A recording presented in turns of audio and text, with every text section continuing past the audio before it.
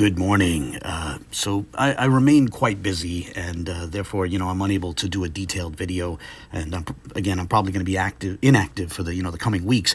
But I saw this very interesting public Facebook post from June of 2019. And I honestly felt compelled to at least put out a brief, 15-minute video maybe on the subject because, honestly, this struck me as too good not to share.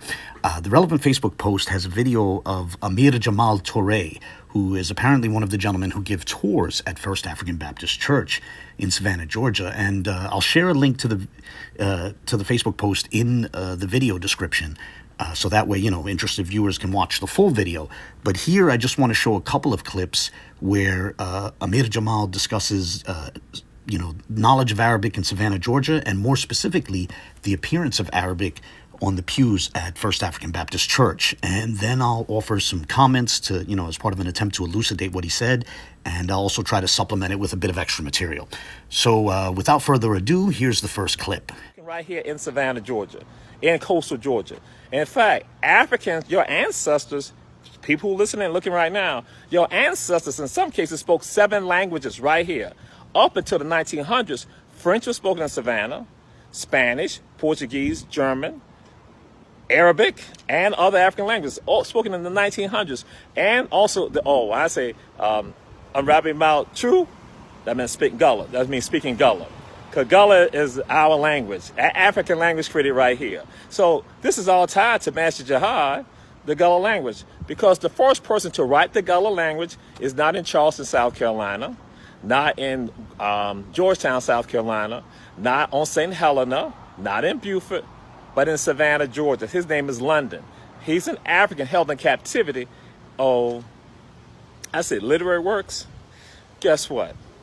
London is known to have written the Gospel of John in Arabic in the 1800s in the Gullah language. So he didn't write it in English, he wrote it in the Gullah language, that African language. He is the first person to write the Gullah language.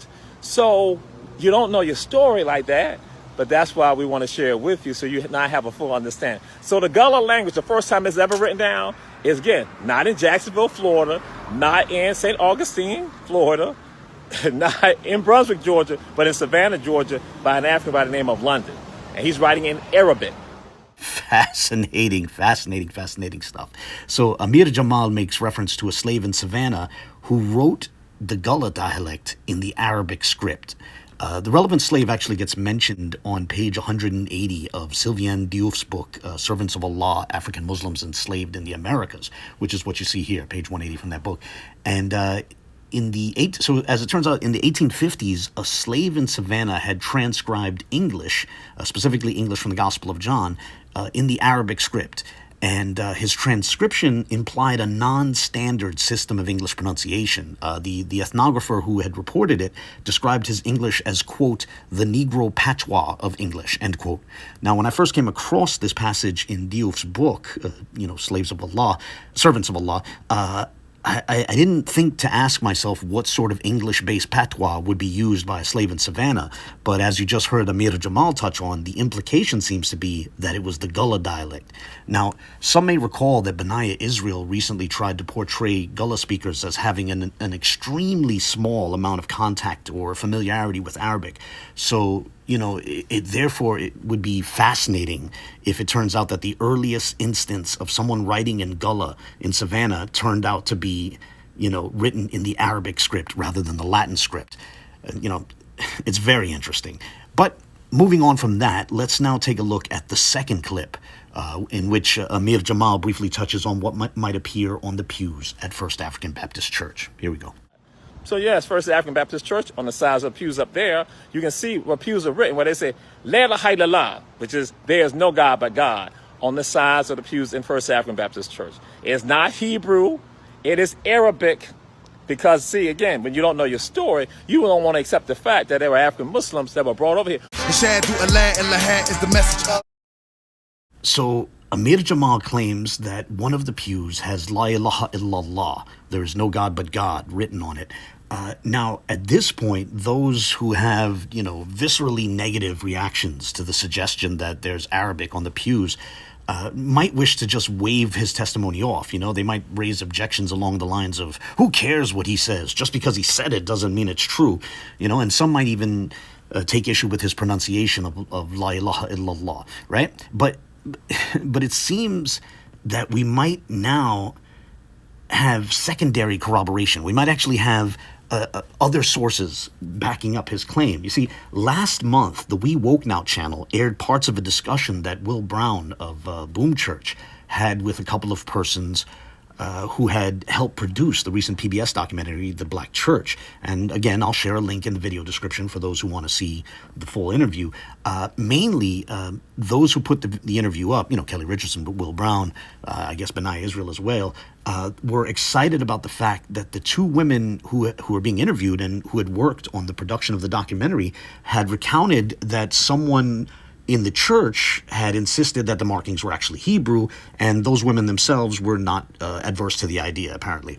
But what I want to focus on here are the portions of the interview where those producers note that multiple linguists whom they consulted suggested that Arabic script might be on the pews, and that Harvard's Boubacar Diakite in particular apparently suggested that specifically La ilaha illallah might appear on one of the pews. Precisely the phrase that Amir Jamal had mentioned. So here, listen to these relevant excerpts. What was the process like of going through it, looking at the pews and things like that, and kind of examining and honing in on the one particular pew? What was the process of examining that? And I think they said something like it was a form of Arabic or something like that. Yeah. Yes. That was kind of. That was a very labor and process. We first of all we brought someone, Babaku, I say his name right. Boubacar Diakite. Diakite.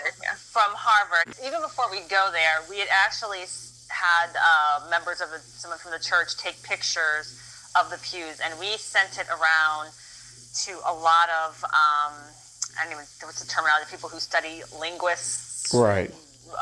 Translators. So first of all, figure out, if it was Arabic, and if it was, what did it say? Many were like, it is Arabic, but it's an earlier version of Arabic that we do not know. So Boubacar, who is from, I think, West Africa, was able to him and someone else were able to actually translate what it was. Did Boubacar come up with a translation of what it would say? Because that's very intriguing. As you said, I was literally looking through emails, and I think Shanisha, does anyone remember? I'm trying to scroll through emails. I'm also trying to remember the name of the scholar that I sat down with. Again, this was two years ago, but when we looked through it, there were mentions of potentially Allah, and then I had some other writings that would have transcribed some of what the other images would correlate to, but I couldn't tell you what a full sentence was. There are certain symbols that correlate to certain words. So I did just find the email. So the scriptures, the ones that we sent him of the pews, the side pews, it's one that looks like a squiggly line is Muhammad is his messenger, and the other one that he translated was no God but Allah. Once again, I have to say that is fascinating.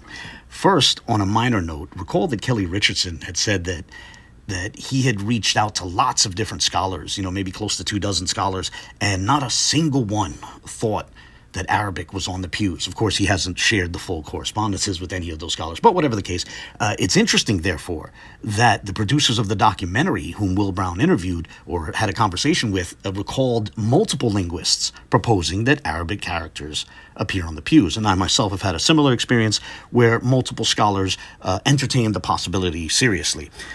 But on a more significant note, and more relevant to the clip of Amir Jamal that we just saw, the same producers recalled that one of those scholars, apparently Boubacar Diakite from Harvard, had suggested specifically La ilaha illallah, there is no God but God, appeared on one of those pews.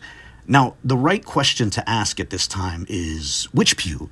Can we see it? Can we examine it for ourselves? I think those would all be very fair questions. But, it's interesting that last April, Benayah Israel posted on Facebook, poking a bit of fun, at those who claim Arabic appears on the pews. And in that post, he was saying that there are 48 different pews with panels on each side for a total of 96 different panels.